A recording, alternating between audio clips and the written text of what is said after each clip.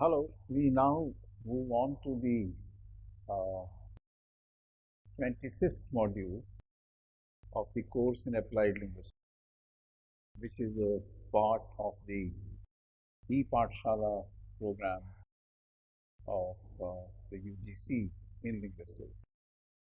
And this 25th module is concerned with a very important aspect of applied linguistics, which is now being increasingly uh, explored in more and more detail and with more and more advantages to the teachers, teacher trainers, and to children.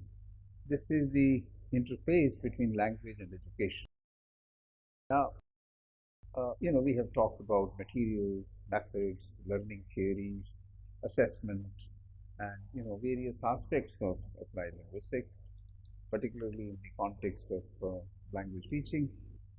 Uh, the There are two important things about language in the context of education. One is that whatever be the domain of knowledge, irrespective of it is physics, chemistry, math, social sciences, literature, dance, aesthetics, whatever, it language cuts across all of them. So transmission of knowledge and creation of knowledge, building of any kind of understanding is almost inconceivable without language. So in that sense, language is of fundamental importance. That is one aspect. The second aspect, which a leading linguist like Michael Halliday emphasized, is that if we can crack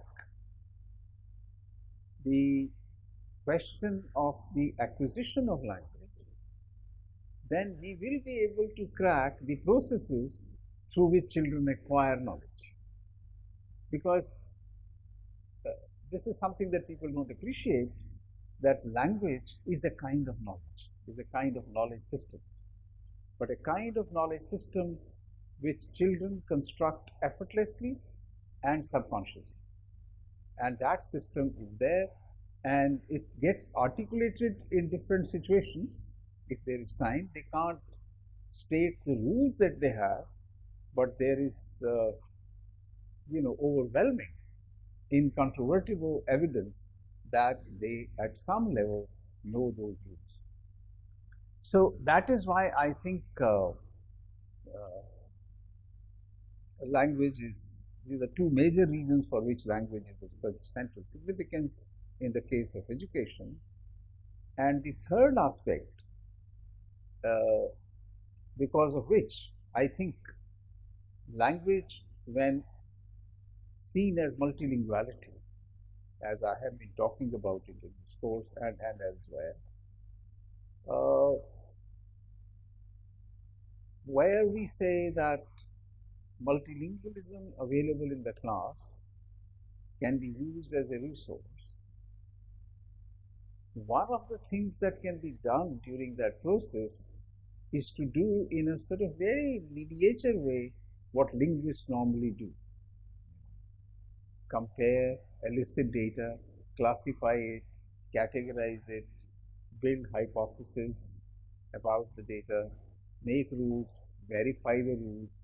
So the whole process of verifiability, demonstrability, arguments against the particular rule and modification of rules, all these can be done about all the languages available in the classroom. So I think if you keep these 3 points in mind, and a few more that we are going to discuss in this module, I think you will realize how important is this interface between language and education.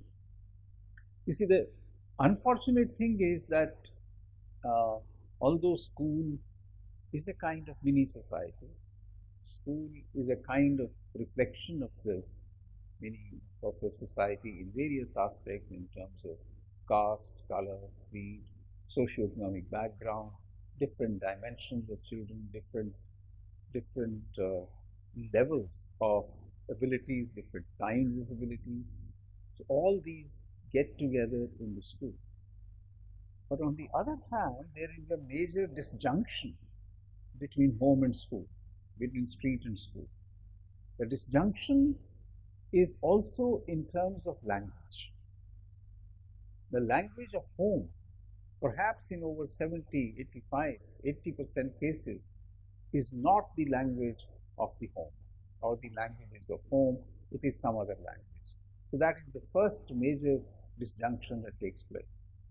Again, the systems of knowledge and cultural practices that are a part of the community are not a part of the school curriculum. Okay. There is certainly, to some extent, that these things can be brought into the classroom. As I said, through multilinguality and using multilingualism as a resource, we can certainly bring in the languages of children into the classroom. Similarly, maybe certain other skills, certain other cultural practices, social practices, which are also full of diversity, can also be brought into the classroom, and teachers and children and the curriculum, classroom processes can benefit from it. But we also need to realize, on the other hand, that school ultimately is a formal structure. Okay. And a formal structure in terms of, there is a head or the principal, there is a timetable. Timetable has certain periods, certain slots. There are books, there are materials, and there are forms of specific kinds of knowledge. And each domain of knowledge with its own assumptions, with its own verifiable verification criteria, and with its own methodology. See, the kind of methodology that you use in science, you do not use in mathematics. The kind you use in sciences, you don't use in social science. So there are different kinds of methodology, different kinds of assumptions, and different kinds of validation criteria which will prove, which will show whether what you have said and what you claim is accurate or not, whether it is true or it is false, or whether it is justified or not.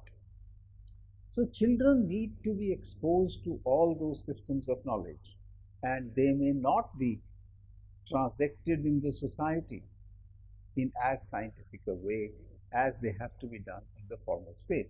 So there is this disjunction which we have to sort of negotiate, but we need to appreciate that over this whole architecture of the school, there is the arc of language which cuts across from the beginning to the end.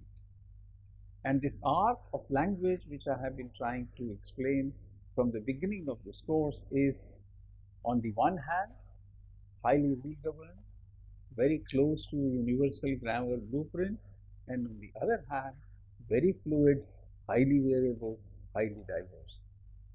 And in the classroom, it is present in all its manifestations. So we need to negotiate that, and there is a very strong need to accommodate this diversity, because there is richness in diversity. There is sort of vacuum in homogeneity. If imagine if all the trees and plants in a forest were to look the same. Imagine that all the children were to look the same. So that makes it very boring, and that's not what we want. We want to maintain the diversity, and we want to make use of that diversity. It should not be the case that languages of home and the languages of the school should be so characterized that they lead to discrimination and they lead to humiliation, which is very often the case. Even as celebrated social scientist as Basil Bernstein made a distinction between restricted code and elaborated code. And he presented a case of fait accompli. What was the fait accompli? That restricted code is a product of the lower class, elaborated code is the product of the middle class. And all educational transactions take place in the elaborated code. So, the lower class will remain the lower class and the middle class will remain the middle class. Now, this kind of distinction, is killing, is highly humiliating. And it took a person like Lebov to show that restricted codes are as systematic, as elaborate as the so-called elaborate code. It just so happens that the elaborate code or the middle class language, as it were, becomes the prestigious language and the language of education and the language of school curriculum. So the idea is not to eliminate the restricted code, but and privilege the elaborated code more and more, but to privilege the languages of all the children in such a way that they become a part of the classroom diversity and we can make use of it. We have so far been governed by a myth of monolinguality. So, elaborated code was another kind of monolinguality, and that dictates the paradigm of a teacher, a school, a classroom, a language, and a textbook. Now, this is dangerous. This is highly dangerous because if you want to entertain and sustain diversity, then this will not work. So, we need to think about a new kind of paradigm which is rooted in multilinguality. We need to think of a new kind of pedagogy which is rooted in multilinguality. And if you see the next slide on your screen, there is a slide on your screen, the advantages of multilinguality now have very solid research evidence. And the kind of paradigm that I am talking about, which is rooted in multilinguality, and in that means in the languages of the children, and all the languages that one or you might say in more simple words that in the verbal repertoire of children, all the linguistic choices that children can make, it's rooted there. And if you look at the slide on your screen, you will see that it has now been shown by very intensive research that it has major cognitive advantages, as shown by Hudson. It has great advantages in enhancing your metalinguistic awareness. Metalinguistic awareness means that your critical faculties about reflecting on language rather than just using language become very important. And the moment you have higher metalinguistic awareness, Stock showed, your levels of proficiency go up. I think these are important issues. Your communicative sensitivity goes up. Janessy and his colleagues showed. There is greater intergroup understanding. That means the levels of social tolerance go up. This is what Jim Cummins showed. And what happens is that when my language, which is otherwise discriminated and stigmatized, and I often feel humiliated because I come from a tribal area, or I come from a marginal group, or I speak a kind of accent or variety which other people laugh at. But once that language is privileged in the classroom and is shown to be as systematic as other languages, then my self-esteem increases. And this was shown by Jim Cummins. So, as you can appreciate, the standard monolingual paradigm, mono-class, mono-teacher, mono-child paradigm ensures that the status quo will be maintained and it will be reproduced. There will be no change. So, the elite rule at the time and they will continue to rule. The marginalized people will get further marginalized and will as you see, what is happening these days, that marginalized people are being pushed more to the margins, and those groups include girls, they include minorities, they include people with various kinds of disability. All these groups are being pushed to the margin because elite monopolizes all the resources. So if you agree, if you think what I am saying is rational, you will create spaces for multilinguality. You will create spaces for a pedagogy rooted in multilinguality. I have already given some examples of that, and in a later module, we will talk in greater detail about it, and that this is the only space in the school structure and perhaps in the society which can create spaces for the subversion of the status quo. You see, any system of education, any perspective on language, unless it also thinks of human welfare in general, human welfare of the whole community, I think is not worthwhile. So it is in that perspective that I am saying that we must honor and use multilinguality in our educational discourse.